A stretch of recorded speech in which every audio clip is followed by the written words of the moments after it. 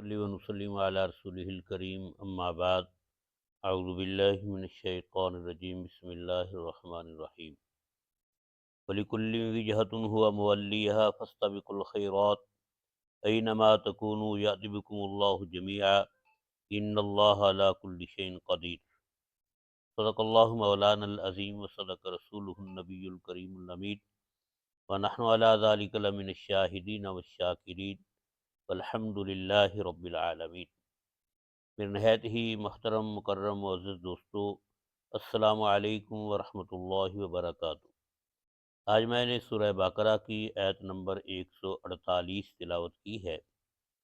اللہ رب العزت فرماتے ہیں وَلِكُلِّ وِجْهَةٌ هُوَ مُوَلِّيهَا، اور ہر ایک کے لیے ایک سمت ہے، ہوا مولیہا، وہ اس طرف اپنا منہ کرتا ہے عبادت کے وقت۔ فَاسْتَبِقُوا الْخَيْرَاتِ، بس تم نیکیوں میں آگے نکلو، اینما تکونو، جو تم جہاں کہیں بھی ہوگے، یات بکم اللہ جمیعا، لے آئے گا تم سب کو اللہ تعالی۔ ان اللہ علی کل شیء قدیر، بے شک اللہ تعالی ہر چیز پر قادر ہے۔ اللہ رب العزت نے فرمایا کہ قبلے پر اعتراض کرنے کی کوئی ضرورت نہیں، اور نہ یہ کوئی اعتراض والی بات ہے۔ ہر ایک قوم کا، ہر ایک امت کا اپنا اپنا قبلہ ہے جو ان کے لیے مقرر کیا گیا۔ اسی طرح مسلمانوں کے لیے ایک سمت مقرر کی گئی بیت اللہ شریف کی۔ تو یہ جھگڑے والی بات نہیں، کیونکہ جیسے ہر امت کو ایک سمت ملی کہ اس طرح منہ کر کے عبادت کرنا ہے، اسی طرح مسلمانوں کی ایک سمت ہے۔ جیسے ایک میں نے پہلے بھی عرض کیا تھا کہ سجدہ اصل تو اللہ رب العزت کی ذات کو ہے، اور اس نے ہمارے لیے یہ سمت مقرر کی کہ تم نے اس طرف منہ کرنا ہے۔ پہلے بیت المقدس کی طرف تھا اس کا حکم، پھر بیت اللہ شریف کی طرف یعنی کعبہ شریف کی طرف ہو گیا۔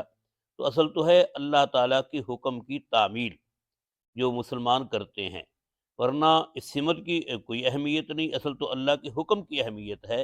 اللہ رب العزت نے فرمایا کہ تم نے اس طرف منہ کرنا ہے، جیسے پہلی قوموں کے لیے اور قبلہ تھا، اللہ رب العزت نے امت مسلمہ کے لیے کعبہ شریف کو قبلہ بنا دیا، اس طرف تم نے منہ کر کے نماز پڑھنی ہے، اللہ کی عبادت کرنی ہے۔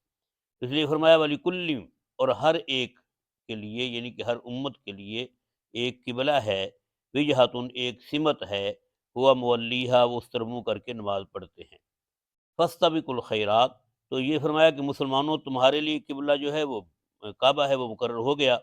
اب فرمایا فاستبقوا الخیرات، تم نیکیوں میں آگے نکلو، جھگڑنے کی بجائے نیکیوں میں آگے نکلو، کہ ایک دوسرے سے بڑھنے کی کوشش کرو کہ میں زیادہ نیکیاں کر لوں اللہ کی رضا کے لیے۔ تو صحابہ اکرام کے اندر یہ بات تھی کہ صحابہ اکرام کا مقابلہ دنیاوی طور پر نہیں بلکہ نیکیوں میں سبقت لے جانے پر ہوتا تھا، کہ میں زیادہ خیرات کر لوں، میں زیادہ صدقہ کر لوں، میں زیادہ نمازیں پڑھ لوں، میرا زیادہ ذکر ہو جائے، میں زیادہ جو ہے اللہ رب العزت کو راضی کرنے والے اعمال کر لوں۔ جیسے کہ ہم یہ مشہور واقعہ سنتے ہیں، حضرت صدیق اکبر رضی اللہ تعالیٰ عنہ نے تبوک کے موقع پر اپنے گھر کا سارا سامان پیش کر دیا، اور حضرت عمر فاروق رضی اللہ تعالیٰ عنہ نے دل میں سوچا کہ ابو بکر ہر موقع پر نیکی میں مجھ سے بڑھ جاتے ہیں، آج میں بڑھوں گا۔ تو یہ دل کے اندر ایک تمنا تھی کہ میں ان سے نیکی میں بڑھ جاؤں۔ ایسے صحابہ اکرام نیکیوں میں سبقت لے جانے کی کوشش فرمایا کرتے تھے۔ یہ اسی بات کا حکم اللہ رب العزت نے قرآن میں فرمایا کہ فاستبقوا الخیرات، نیکیوں میں ایک دوسرے سے بڑھنے کی کوشش کرو، نیکیوں میں ایک دوسرے سے آگے بڑھو۔ اور فرمایا اینما تکونو، تم جہاں کہیں بھی ہوگے، یاتی بکم اللہ جمیعا، تم سب کو اللہ تعالیٰ اکٹھے کرے گا۔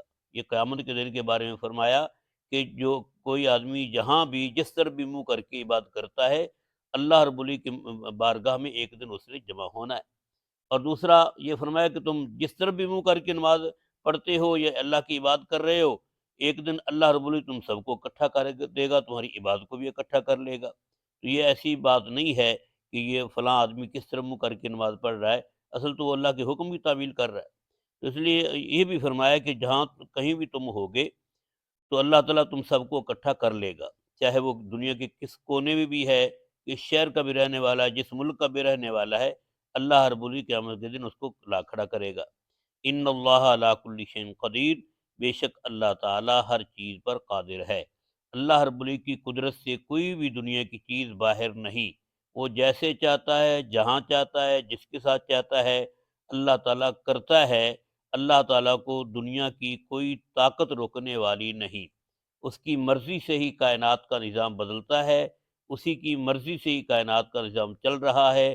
جب وہ چاہے گا یہ دنیا کا نظام لپیٹ دیا جائے گا۔ اس لیے فرمایا ان اللہ علی کل شیء قدیر، بے شک اللہ تعالیٰ ہر چیز پر قادر ہے۔ دعا ہے کہ اللہ تعالیٰ ہمیں اپنی قدرتوں پر کامل ایمان نصیب فرمائے اور اپنے تمام احکامات کی تعمیل کرنے کی توفیق دے۔ آمین۔